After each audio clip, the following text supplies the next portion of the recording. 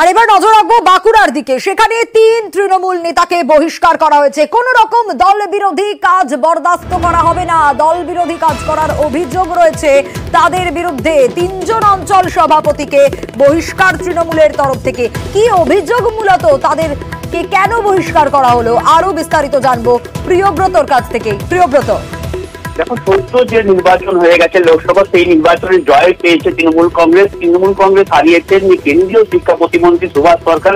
এই ধরনের হেভিওয়েট প্রার্থীকে হারানোর পরও কিন্তু দলের মধ্যে যে অন্তর্দ্বন্দ্ব, সেই দ্বন্দ্বের কিন্তু ময়নাতদন্ত শুরু করেছে তৃণমূল কংগ্রেস। এবং সেই তদন্ত থেকে উঠে এসছে এই যে 3 নেতা, যেখানে শিমলাপালের পাঠশালা অঞ্চল এবং শিমলাপাল অঞ্চল এবং বাঁকুড়ার কেন্দ্রাকোনা অঞ্চলের এই যে 3 সভাপতি, যে অঞ্চল সভাপতি এক একজন বিবেকানন্দ সিংহ মহাপাত্র, দেবাশিস বুলি এবং রঞ্জিত চ্যাটার্জি, তাদের বিরুদ্ধে অভিযোগ যে নির্বাচনের সময় তারা দল বিরোধী কাজ করেছেন, অন্য দলের সঙ্গে হাত মিলিয়ে কাজ করেছেন, এর পাশাপাশি দলের সঙ্গে বিশ্বাসঘাতকতা করেছেন। আর এই অন্তর্তদন্তে এই বিষয়গুলি উঠে আসার পরই এই 3 নেতাকে কিন্তু চিঠি ধরিয়ে দেওয়া হয়েছে, যেখানে বলা হয়েছে তাদেরকে বরখাস্ত করা হয়েছে।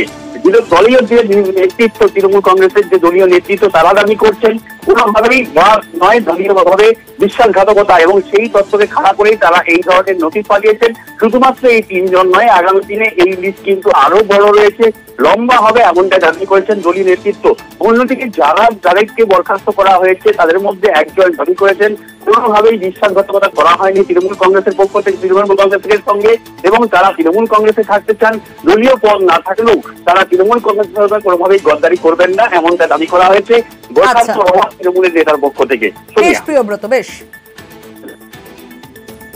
মমতা ব্যানার্জিকে দেখে রাজনীতি করি আমরা তৃণমূল দলটাকে। দল বিরোধীর তো কোনো প্রশ্নই নাই। এই দলটা যতদিন বাঁচবো ততদিন এই দলটা করবো। একজন এমপি, আমার বলার কিছু নাই, ওনার ক্ষমতা আছে, উনি সাসপেন্ড করতে পারেন। এখনো পর্যন্ত কোনো লেটার আমি পাইনি। আমি লেটার পেলে, যদি আমাকে লিখিত লেটার আসে, আমি লিখিত লেটার দলের কাছে উপযুক্ত তথ্য প্রমাণ সহ আমি পেশ করবো।